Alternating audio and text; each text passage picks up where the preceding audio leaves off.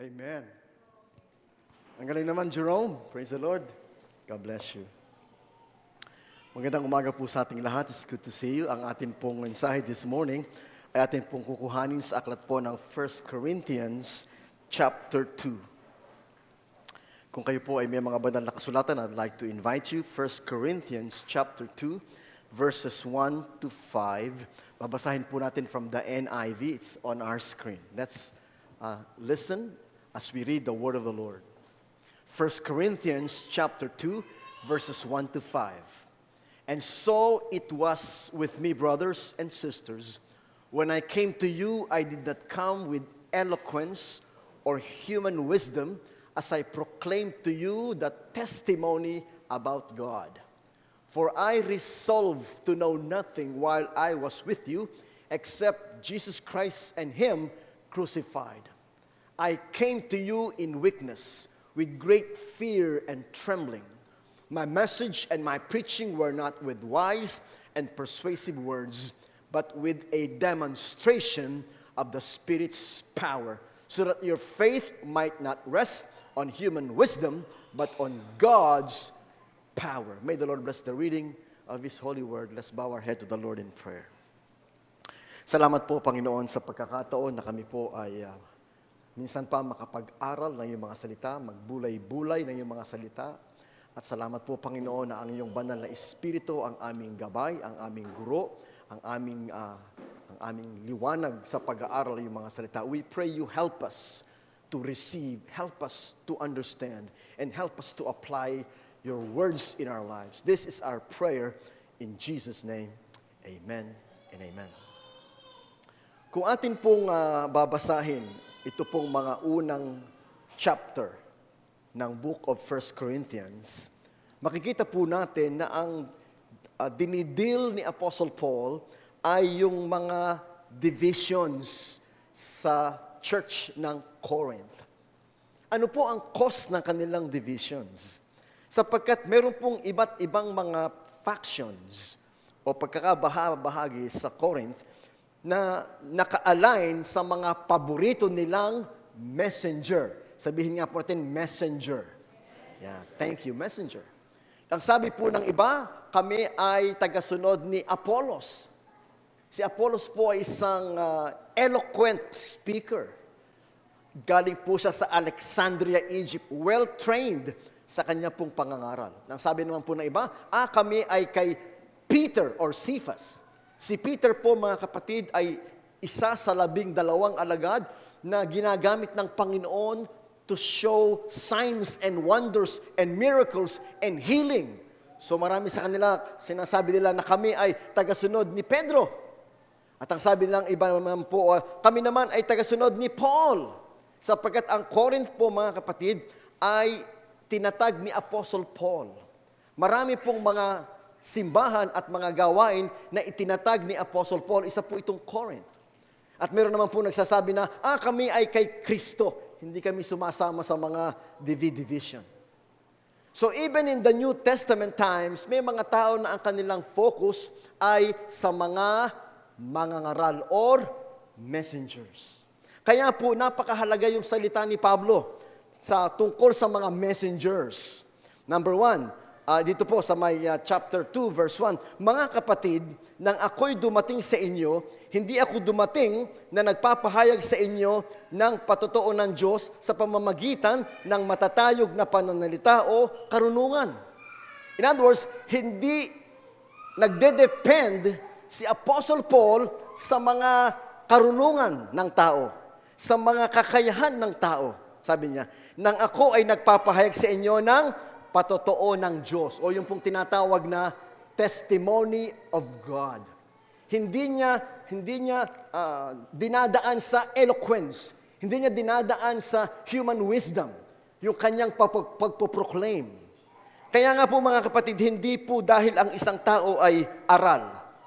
Ibig po sabihin ng aral, ito po yung mga nag-graduate ng mga seminaryo, nag-graduate ng mga Bible school, na may mga degree. Yan. Hindi po siya pwedeng ipagyabang pagdating sa pangangaral ng salita ng Diyos. It doesn't matter kung ikaw ay doctor of ministry or Doctor of Philosophy, or Masters in Theology, or what. Hindi po siya counted because ang pangangaral ay hindi ayon sa sinasabi ni Paul, hindi ayon sa eloquence, hindi ayon sa human wisdom. No. Hindi po yan ang pinagmamalaki ni Apostle Paul. In fact, kay Apostle Paul, mas mahalaga yung message kesa po sa messenger. Speaking of that, lately po, yung po mga messengers ng Panginoon na kinalakihan ko, kinukuha na ni Lord. Latest po ay si Dr. John MacArthur. Ewan ko lang kung si chairman ay nakikinig kay John MacArthur. Grace to you. Ako po ay high school nang ako'y magsimulang makinig kay John MacArthur. Every night, pinapakinggan ko siya sa DCAS, sa FEBC. And just about few days ago, siya po ay namatay at the age of 86 years old. Isa pa po sa mga lagi kong pinapakinggan noong ako po ay high school sa DCAS ay si Chuck Smith na matagal na rin pong kinuha ni Lord. Isa po sa lagi ko ding pinapanood nung araw ay si Jimmy Swaggart. Lagi ko siyang pinapanood nung ako'y bata pa sa Panginoon kasi gusto ko yung kanyang preaching. Siya po ay kinuha ni Lord at the age of 90 years old. Sa mga Pilipino naman po, lagi kong pinapakinggan si Proceso Marcelo na Hardin ng Panalangin na kinuha na rin ni Lord. At saka po si Paul Lacanilao, Clem Guillermo, Back to the Bible, na kinuha na rin ni Lord. So, mga kapatid, marami pong mga prominent preachers, prominent messengers na ginagamit ng Panginoon para i-build up ang ating pananampalataya. And that's good. That's good. Meron nga po meron po ako na-encounter ng mga pastor ng Jesus is Lord. Noong ako pinag-aaral sa Bible School, doon sila nag-aaral, yung pong mga pastor na mga galing ng JIL, pag nag-preach, parang si Brother Eddie Villanueva, gayang-gaya nila yung mga actions, gayang-gaya nila yung mga intonations, gayang-gaya nila yung mga expressions. Baka sapagkat parang pong yun ang naging idol nila, yun ang naging model nila, si Brother Eddie Villanueva. But let me tell you mga kapatid, it's either Eddie Villanueva, or Proceso Marcelo, or Chuck Smith, or John MacArthur, mga kapatid, ang sabi po ni Pablo, hindi kami ang mahalaga. Ang mahalaga ay ang salita ng Diyos. Sabi pa rin, salita ng Diyos. Sabi nga po ni Apostle Paul, ako ang nagtanim, si Apollos ang nagdilig, pero kami mga manggagawa, kayo ang field ng Panginoon. Kaya nga po when we talk about evidence of biblical inspirations, which is our theme, ang atin pong focus mga kapatid is not doon sa mga nangangaral, kundi doon sa mga ipinapangaral. Can you say amen? Yan, yung ipinapangaral. Susundan ko po itong aking outline dito. Ang sabi po dito, si Paul, as the messenger, sinabi niya, hindi ako dumating sa inyo with eloquence or superior wisdom. In fact, ang sabi po niya, I came in weakness and fear and with much trembling. Yan po yung mababasa natin dyan. Sabi niya dito, verse 3, ako'y nakasama ninyo na may kahinaan, takot at lubhang panginginig. Na-imagine niyo ba si Apostle Paul? Na nung siya'y nangangaral, ang sabi niya po, nung siya'y nangangaral, meron po siyang what? Weakness, meron siyang fear, meron siyang trembling. Kaya nga po mga kapatid, hindi natin sinusukat ang pangangaral sa pamamagitan ng messenger. Natutuwa nga po tayo na si attorney ay kasama na sa atin pong mga mangangaral dito sa GNCF. Siyempre po, dahil attorney siya, talagang magaling magpaliwanag, magaling maglahad, magaling ang personality. Pero mga kapatid, hindi po natin ibinabase na, ang speaker, si attorney. Sapagkat, mga kapatid, whether you are a simple person or an educated person, what is our focus is not who is the messenger, but what is the message. Ano po ba ang message? Kaya po natutuwa tayo sa ating church. Nabibigyan natin ng pagkakataon na mangaral ang ating pong mga predikador, ang ating mga leader. Tulad po nung nakaraang 7 last word, narinig natin ang mensahe ni Aaron. Di ba? Napaka-encouraging, inspiring yung message ni Aaron. Yung message ni Brother Perry. Yung message ni Beth.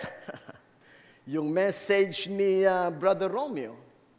Because it's not the messenger, but the message. In fact, marami po akong, pag ako po'y nakikinig sa message, tinitingnan ko po kung papaanong nagiging buhay sa speaker yung salita ng Diyos. Kasi may mga patotoo. Tatayo sila dito, sasabihin, ito pong verse na babasahin ko sa inyo ngayong umaga ay totoo sa buhay ko sapagkat ito po ay aking naranasan. That what makes it powerful, mga kapatid. Powerful. The power is not in the speaker. The power is in the Word of God. And I want to listen to stories wherein sa stories makikita mo, wow, pinagaling siya ng Panginoon. Wow, dininig ng Panginoon ang kanyang panalangin. Wow, naghimala ang Panginoon sa kanyang buhay. So the focus is not on the speaker, the focus is on the Word of God in the power of the Word of God. Kaya sabi po niya dito, my preaching were not with wise and persuasive words. Sa tagal ko pong nangangaral, I realize, hindi po effective yung gumagamit ka ng maraming parang mga high-sounding words. May mga nangangaral na papakitaan ka pa ng mga Greek. Ang sabi sa Greek, ang sabi sa Hebrew, na para bang gusto mo ako ma-impress na alam mo yung Greek and Hebrew? Hindi po pagalingan ang pangangaral ng salita ng Diyos. Hindi po competition ang pangangaral ng salita ng Diyos. Marami ka pong mapipick up sa mga taong tunay na close ang relationship sa Diyos at maraming oras ang kanilang panalangin sa Diyos at maraming karanasan sa Diyos na marami ka pong makikitang patotoo. Kaya po yung word dito ni Apostle Paul, mga kapatid, nang ako'y dumating sa inyo, hindi ako dumating na nagpapahayag sa inyo ng patotoo ng Diyos. Testimony of God. Mga kapatid, that is what we want to see. The testimony of God. That is what we want to witness. That is what we want to hear. The testimony of God. Kaya natutuwa po ako doon sa naatinan kong Bible study online ng aking wife na ang nagtuturo ay si Sister Beth. Nandun ka, Sister Beth, nasa Nueva Ecija kayo, nakikinig ako nakikinig talaga ako. And one by one, yung mga kababaihan nagpapatotoo, nag-share sila ng mga ginawa ng Diyos. And let me tell you, I was very, very blessed. I was very, very encouraged na ang Panginoon ang gumagawa sa buhay ng ating mga kapatiran. Sa kabila ng mga dinadanas silang challenges.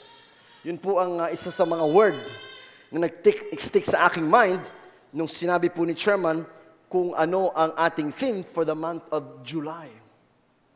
Evidence of biblical inspiration as we face the challenges of life. Marami pong challenges ang life, mga kapatid. Marami talaga. Hindi natin inaasahan. Bigla na lang darating. Bigla na lang mangyayari. Are we ready? Are we prepared? Are we strong enough? And what makes us strong is the Word of God. Kaya nga po sinabi ni Jesus, man does not live by bread alone, but every word that comes from the mouth of God. Sinasabi ko nga po sa wife ko, minsan pag nakakaligtaan kong kumain, I don't know about you. Kasi po ako, meron akong high sugar, low sugar. Nagha-hypoglycemia, sabi nila. Kapag hindi ka po nakakain ng several hours at ikay nalibang, maya-maya masakit na ulo mo, maya-maya nahihilo ka na. It happened to me, nung ako po yung nasa Cavite, ako po yung nag-grocery, nalibang po ako dun sa akin po mga tinitingnan, 6:30 na ata, para ako nahihilo. Para ako nanghihina. So, pagkatapos ko pong magbayad, nakita ko doon, merong Henlin, siopaw. Yan. So, bibili po ako ng siopaw. Sister Dory, nakadalawa ako siopaw. Kumain ako. Tubig. Maya-maya po, nawala na yung hilo ko, nawala na yung sakit ng ulo ko. Ganun pala pagka nag-low blood ka na, nag-low blood sugar ka na, may nahihilo ka na, nanghihina ka na. In fact, naranasan ko po yan, kayo po na naka-attend doon sa amin pong wedding anniversary. Habang kung kayo po yung naaalala nyo, habang nagse-sermon po si Pastor Marlon, abay mahigit 1 oras ang sermon ni Pastor Marlon. Alauna na hindi pa siya tapos. So ako po'y para nahihilo at nanghihina. Ang sabi ko po doon sa anak ko, anak, hanap mo nga ako ng makakain sa likod. So nakakuha po siya ng, basta yung corn, saka orange juice. So habang nagsesermon siya, kinakain ko yung corn at ininom ko yung juice. Kasi po ako po'y nahihilo na sa haba ng sermon niya. So mga kapatid, kung tayo po ay nanghihina dahil hindi tayo kumakain, in the same way, pag hindi po tayo kumakain ng Word of God, tayo po'y manghihina sa harap ng mga hamon ng buhay. Manghihina ka talaga. Marami pong hamon ng buhay na hindi natin ine-expect and they come. So dapat you are ready, you are prepared, and you are strong. And what makes you strong is the Word of God. Kaya po napakahalaga ng sinabi ni Jesus, hindi lamang sa tinapay na bubuhay ang tao, kundi sa bawat salitang namumutawi sa bibig ng Diyos. Ito po ang pagkain ng ating kaluluwa. Ito po ang kalakasan ng ating kaluluwa. Kagandahan lang po dito sa ating church, pinapalakas hindi lamang po ang ating kaluluwa, kundi pati ang ating katawan. Kaya po si Chairman, pag sinabi niya, break muna tayo. Lahat tayo pupunta na doon sa sopas. Bakit po? Kasi po, pag po kayo nagsopas, hindi kayo magugutom habang nagse-service. Sapagkat pag kayo po'y gutom at nagse-service, mga kapatid, ang inyong isip ang tagal naman ng sermon, gutom na ako. Dito po walang nagrereklamo na kayo po ginutom dahil mahaba ang sermon. Kasi po may pagkain bago mag-service at magpagkain after mag-service. Palakpakan nga po natin ng Panginoon. Saan naman kayo nakakita ng ganyan, church? O ngayon po, ang nagpapakain sa atin ay si Sister Tonet na nag-birthday. Palakpakan nga po natin, Panginoon, sa buhay Sister Tonet. 5 putahe, meron pang cake. Yun, ang laki. So mga kapatid, napakahalaga yung salita ng Diyos na nagbibigay sa atin ng kalakasan sa panahon ng pagharap sa hamon ng buhay. Alam niyo po, si Sister Baby, nakakasabay namin ni Doktora pag palabas. Kasi po, pag palabas ako, sinasakay ko po yung mga naglalakad. So nakakasabay ko pala, Sister Baby, yung anak niya na si Ryan, saka po yung kanyang apo. Nakakasabay namin yan. Minsan, nakakasabay pa namin yan all the way, papunta kami ng SM San Mateo kasi dadalawin niya yung kanyang laboratory doon, TMC, doon sa San Mateo. So kwentuhan kami. Natutuwa po ako kay Ryan kasi gusto niya talagang nag-church. Nai-enjoy niyang mag-church si Ryan. Tahimik lang siya, pero I'm sure in his heart, ina-absorb niya lahat ng Word of God. Sabi nga po sa akin ni Sister Baby, sabi niya, Pastor, gusto mo kuhanin mong driver si Ryan? Kasi noong panahon na namatay nga po yung kapatid ni Dr. Marie na driver niya, ito kayang si Ryan, Pastor, ang gawin mong driver. Naghahanap yan ng work. Sabi ng misis ko, sige po, tingnan natin. It turned out, si Ryan ay naging driver ng isang doktora. Pedia, yung doktora. So, nung daw pong umaga, nung araw na yon, aalis na, pupunta na sa trabaho niya. Bigla pong nahilo. Nahilo siya. Sabi ng miss niya, upo ka muna, pahinga ka muna. Pamaya-maya ay bumibilis ang tibok. Hindi na siya makahinga, habol na yung dibdib niya. May dalawang anak, grade 5 years old and 7 years old. Malilit pa, 5 years old, 7 years old. Sabi ng isa, Daddy, anong nangyari sa'yo, Daddy? Huwag niyong guluhin ng daddy niyo at nahirap pa huminga. Nung pong hirap na siya, ang huling word ni Ryan ay, Lord, bahala ka na po sa mga anak ko. Yun ang kanyang huling word. Kinukwento po nung nanay. Nagpunta po kami doon, nung nakaraang linggo, itong linggo to, para sana po mag-service, nagkwentuhan na lang po kami ng mga kapatiran natin doon. So, yun ang huling word ni Ryan, Lord, bahala ka na po sa mga anak ko. Ang nagkwento pala yung asawa, nakakwentuhan namin yung asawa. So mga kapatid, buhay sa puso ni Ryan ang pananampalataya. Buhay sa puso ni Ryan ang salita ng Diyos na sa kanyang huling mga oras, parang yung nasa krus ng Kalbaryo katabi ni Kristo, Panginoon, alalahanin mo ako pag naghahari ka na. At sinabi ni Kristo, ngayon din isasama kita sa paraiso. Nandun yung pagtitiwala, yung pananampalataya sa mga salita ng Diyos. I wish to God, mga kapatid, na ang anumang hamon sa ating buhay, pag dumating, tayo po ay handa at matatag sa pananampalataya. Sapagkat mga kapatid, ang atin lamang source ng kalakasan, ang ating source ng tibay, ang ating source is nothing but the Word of God. Kaya nga po mga kapatid, ang sabi ni Paul, not with eloquence or superior wisdom. I came in weakness, fear, much trembling. My preaching is not with wise words and persuasive words. Ano po ang focus ng pangangaral ni Pablo? Yung God's Word. The message. The message. Yun po ang focus ni Paul. The message. So wag po nating ilagay yung messenger sa pedestal. Hindi po tama na yung nangangaral parang nagiging prinsipe o hari o ang taas. Yan po ang ginawa nila kay Kiboloy, itinaas, naging anak ng Diyos. Yan po ginawa nila kay Eri Soriano, yan ang ginawa nila kay Felix Manalo, itinataas. Mga kapatid, kung meron man tayong itataas, hindi yung mangangaral, kundi yung salitang ipinapangaral. Kaya po sa ating pulpito, what do you see? You tell me what you see in our pulpit. The cross and the Word. Wala pong picture ni chairman dyan. Wala pong picture. Wala naman kayo makitang picture. The only thing you see in this altar is the cross and the Word. In fact, yung po sinabi ni Pablo sa verse 2. Verse 2. Sapagkat aking ipinasya na walang anumang, Englishin nga natin. For I resolved to know nothing while I was with you except Jesus Christ and Him crucified. Ang focus ng mensahe ni Apostle Paul is Jesus and His crucifixion. This is the center of our faith. This is the foundation of our faith. This is everything we stand for.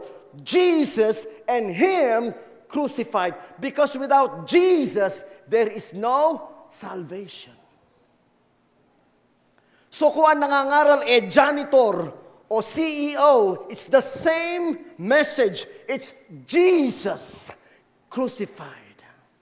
Kaya po ako excited. Excited po ako na maging successful ang ating chairman sa kanya pong mga Bible study with a young professional. Hindi ko lang po magampan ang chairman, pasensya na, sapagkat nag-iba po kami ng schedule. Nag-iba po kami ng schedule. Si chairman, mas maganda ang kanyang schedule. Yan. Kaya po, kasi nakikita ko po na ang mga future preachers of our church will come from the young professional. Number 1 sa listahan, si Aaron. Yan. Si Siegfried. Yan. Si EJ. Yan. Si Beth. Si Perry. Isama nyo na si Joseph. Professional din yan si Joseph. Si Agi. Yan. Si Raymond. Alam nyo po si Raymond, sa amin po mga meeting, hindi po nawawala si Raymond. Minsan po nasa office. Pastor, nag-office pa ako. Alas 8 na. Pastor, ano kami? Overtime. Pero nag-join siya. Nag-join si Romeo. Si Romeo. Mga kapatid, hindi po kailangan na kayo graduate ng seminary or Bible school. Ang kailangan po mga kapatid, kayo ay malalim sa inyong pagkaunawa at malawak sa inyong pagbabasa at pag-aaral ng salita ng Diyos at inyong nararanasan ang kapangyarihan ng salita ng Diyos sa inyong buhay. That what makes you a powerful messenger. The power is not in the messenger, the power is in the message. Kaya nga po sabi ni Paul, ang aking focus is Jesus and Him crucified. Yun lang daw po ang sentro ng kanyang pinapangaral. Sapagkat ang kaligtasan ay nasa kanyang kamatayan sa krus. Ang kagalingan, mga kapatid, ay nasa kanyang kamatayan sa krus. By your stripes, we are healed. That's what the Bible says. By your stripes, sa pamamagitan ng iyong mga latay, kami ay sigaling. So yung pong kagalingan mga kapatid ay bunga ng kanyang kamatayan sa krus. Kaya po pag kayo may kasakit at kayo pinapanalangin, Lord God, ipinapanalangin namin si Sister Piling, Panginoon, na pagalingin mo siya sa kanyang karamdaman sa pamamagitan ng iyong mga latay. Kami ay sigaling. It's in the power of the blood of Jesus. And any one of us can share that message. Hindi po yung, ay pastor, meron akong kaibigan, gusto ko sana ikaw mag-share. Bakit naman, Randolph, kailangan ako mag-share? Kasi ikaw ang pastor. Hindi po ganon. Si Randolph nga ang nag-share. In fact, baka po si Randolph ang magpapastor. Okay lang ba sa iyo yung Joyce? Okay daw, nakangiti si Joyce. Baka si Randolph ang magpapastor sa ating church. Baka pwede rin si Miguel. Hindi alam. Baka si Miguel. O si Mateo. Sabi ni Sulen, pag wala sa inyo, ako na. Ako na. Abay, nakakaya naman, pagka si Sulen pa ang nagpastora, pwede naman si Sulen, gagawin nating diakonisa, si Solen. Ayan, pwede naman. So mga kapatid, the testimony, God's word, the message, the testimony of God. The testimony of God is the Bible, the Word of God, revealed to us by the Holy Spirit.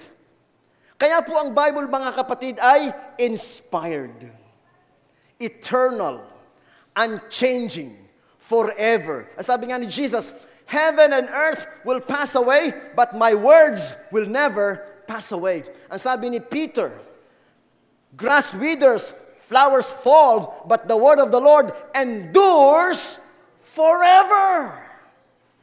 Because the Bible is the word of God inspired by who? The Holy Spirit. Hindi po ito isinulat lang ni Paul o ni Peter o ni Matthew. They were guided by the Holy Spirit. Kaya po tayo nagpe-pray bago po tayo mag-aral ng Word of God. Hindi niyo po ba napansin? Nagpe-pray tayo bago mag-aral, nagpe-pray tayo pagkatapos. Bakit po? Sapagkat ang sabi po ni Pablo, ang mga salita ng Diyos ay spiritually discerned. Meaning, without the help of the Holy Spirit, you will not understand the Word of God. Because the Word of God is not wisdom of men. Alam niyo po, wisdom of men, kung kayang intindihin ng tao, kaya kong intindihin yun. Di po ba? Kayo na nag-aral, o si Aaron na nag-aral sa San Beda. Kung kayang intindihin ng professor ko, kaya kong intindihin yan. Bakit? Tao lang din naman siya, tao din naman ako. Mataas ang IQ niya, mataas ang IQ ko. Kung learning din lang ang pag-uusapan, kung learning lang, ay hindi naman tayo magpapatalo dyan. Learning. Pero mga kapatid, sa Word of God, it's not a matter of learning. Hindi dahil doktor ka, mauunawaan mo ang Word of God on your own. Hindi dahil attorney ka, mauunawaan mo ang Word of God on your own. Ang sabi ni Apostle Pablo, spiritual things are spiritually discerned. Meaning, you need the help of the Holy Spirit to understand the Word of God. And so you pray, God, please open my eyes, open my heart, that I may understand the Word of God. And you need to understand the Word of God so that when you face challenges, you can get the power and the strength and the guidance and the inspiration and the motivation to trust in the Lord and in the power of His might. Lahat po tayo humaharap sa hamon. Wala pong exempted sa atin, mga kapatid. Kahit po tayo pastor. Kahit tayo manggagawa. Huwag niyo po sabihin na, si chairman naman, ano naman yan, hindi naman yan dumadaan sa mga problema kamukha natin. No, that's not true.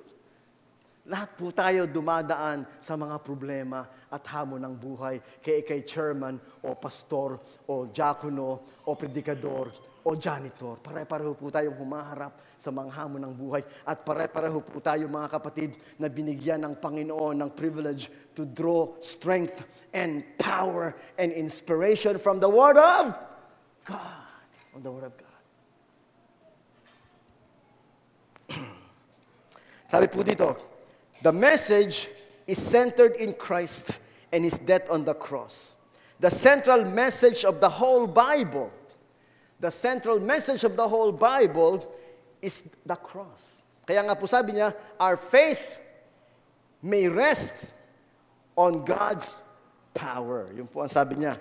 Dito po natin basahin sa word ng salitang 5. Upang ang inyong pananampalataya ay huwag maging batay sa karunungan ng mga tao, kundi sa kapangyarihan ng Diyos. So mga kapatid, ang ating pananampalataya ay hindi nakabase sa karunungan na nangangaral. No. Ang ating pananampalataya ay nakabase saan? Sa kapangyarihan ng Diyos. Ano po ba yung kapangyarihan ng Diyos? The demonstration of the power of the Holy Spirit. There is 4 and then I will close. Meron pong 4 na demonstration ng kapangyarihan ng Espiritu Santo. Siguro nakuha to ni yan. Thank you, Raymond.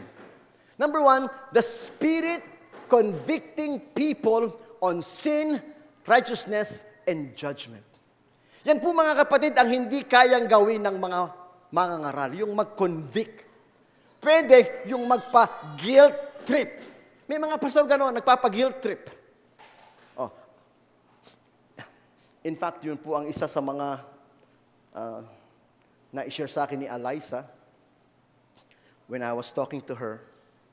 Kasi po yung kanyang church na inaatinan, ang sabi niya, alam mo daddy, yung church na inaatinan ko, parang ang feeling ko, pag nangangaral siya, lagi niya akong ginajudge. Laging judgmental yung pangangaral. So parang ang anak ko, medyo na discourage. Parang discourage siya na tuwing sisimba siya, ang naririnig niya puro judgmental, puro judgment, puro criticism, puro nadadown yung spirit niya. Nadadown.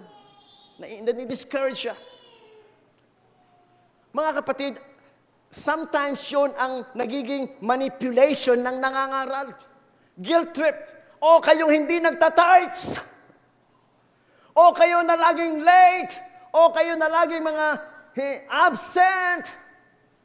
Pinapatamaan. Kinikriticize.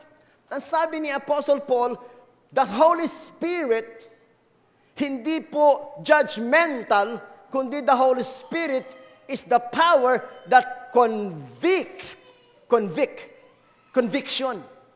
Mararamdaman mo, conviction.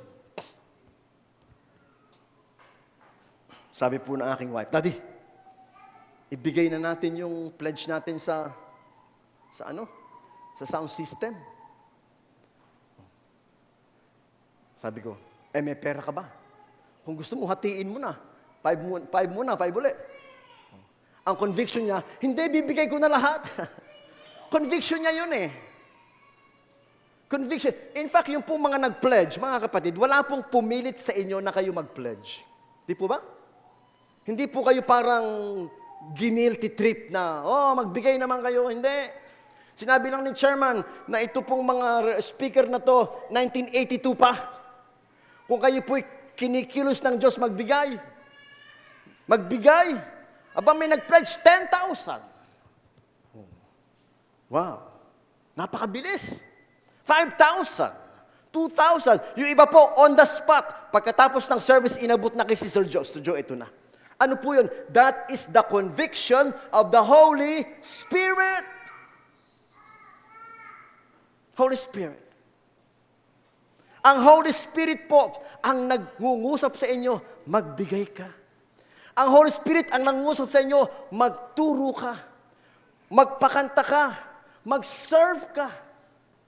Ang Holy Spirit po, ang siyang gumagabay sa inyo, it is the Holy Spirit convicting you of sin, of righteousness, and judgment. That's why we preach the Bible, and when we preach the Bible, the Holy Spirit speaks to you.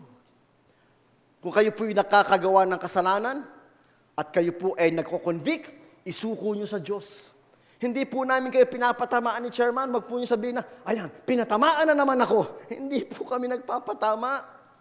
Kaya kung tayo may pastoral prayer at kayo parang inuudyo ka ng Espiritu, lumapit ka, humingi ka ng tawad, magsisi ka, that is the Holy Spirit. Kaya nga po sabi ng Biblia, pag narinig ninyo ang salita ng Diyos, huwag niyong tigasan ang inyong puso. Kasi iba sa atin, nagmamatigas. Alam mong mali ang ginagawa mo, pero nagmamatigas. Hindi po natin, mga kapatid, matatanggap ang dakilang pagpapala ng Diyos pag tayo hindi nakikinig sa Espiritu ng Diyos. Number 2, the power to transform lives. Ito pong Bible, mga kapatid, is alive and powerful. Alive. Hindi po ito no limitang hire. Hindi po ito Florante at Laura. Ito po ay salita ng Diyos. It is alive and powerful. This will change your life. This book. Sapagkat ito po ay puspos ng kapangyarihan ng Espiritu Santo. And then, the power to live a victorious Christian life. Mga kapatid, kaya po tayo walang tigil sa ating pag-aaral, walang pagod sa ating pag-aaral, ay sapagkat sa pamamagitan ng Word of God, tayo po'y nagkakaroon ng victorious Christian life. Natatalo natin yung ating mga kahinaan, natatalo natin yung mga tukso, natatalo natin yung gawa ng dyablo, sapagkat ang salita ng Diyos ang nagbibigay sa atin ng victory. Can you say amen? Victory. Lahat po tayo dumadaan sa tukso, pero the Word of God will give you victory sa mga tukso, sa mga pagsubok, sa mga kahinaan. The Word of God. And it is through the power of the Holy Spirit. And lastly, God's power manifests in answered prayers and miracles. Mga kapatid, we believe God answers prayers. Amen? We believe in miracles. Yan po yung favorite song ni Kuya eh. Ang aking Diyos ay Diyos ng himala. Yan din ang favorite song ni Brother Jesse. Yan. Ang aking Diyos ay Diyos ng himala. Yan. Naniniwala po tayo na walang imposible sa Diyos. Ang Diyos ang nagpapagaling. Ang Diyos ang nagliligtas. Ang Diyos ang nagbabago ng buhay. Ang Diyos ang tumatawag. Ang Diyos ang nagpo-provide. In fact, ang atin pong simbahan ay isang buhay na himala. Look at our church. It's a beautiful church. Lahat po dito bigay ng Diyos. Can you say amen? Bigay ng Diyos. Himala ng Diyos. Wala po daw, sabi nga ni chairman, wala naman pong nagbigay sa atin galing sa Amerika na, sige, Pastor Mayor, magpapadala ko ng $50,000, ipagawa mo yung church. No. Saksi po tayo dyan. Sapagkat ako po nandito 1994 pa. Nandun po tayo sa garahe ni Ate Silang. Paano po na-build ito? Biyaya ng Diyos. Yung pong inuupuan yung upuan, mga kapatid. Yan po ay kagandahang loob ng mga kapatiran. Kasi may ano po yan eh. May pledge. May pledge. May pledge. Oh. Kaya nga po hindi na kayo umalis sa inuupuan nyo kasi sabi ni si Starlet, ako ata, dito ata ako nag-donate eh. Ito yung dinonate ko to eh. Kaya dito ako nakaupo eh. Oo, dito. No. Yung pong, alam ko meron ako dito tayo sa 4 eh. 1, 2, 3, 4. Akin yun eh. Oh. Oh, yan. Ang ganun po ba? Biyaya ng Diyos. Yung pong 2 aircon dyan, bigay ni Prince of Oman. Oh, nung nasa Oman pa sila. Si Ate Esther, Ate Hirang. Biyaya ng Diyos. Hindi po madali. Hindi po madali, pero inuudyukan ka ng Diyos. O magbigay ka. O mag-pledge ka. O mag-serve ka. It's the work of the Spirit of God. Hallelujah. Naniniwala po tayo mga kapatid that God answers prayers and God make miracles. Tayo po'y manalangin. Panginoon, we are your servants and we thank you sa iyong mga pagkilos sa aming mga buhay, sa kapangyarihan ng iyong banal na Espiritu, sa gabay ng iyong mga salita. This Bible is inspired. And we can see the evidences of that inspiration because we see the power and we receive the power of the Spirit in our lives. And we receive the blessings overflowing in our lives. And for that, Father, we thank you so much for your love and your grace. We give you glory and honor. In Jesus' name, amen and amen. God bless you all. Amen.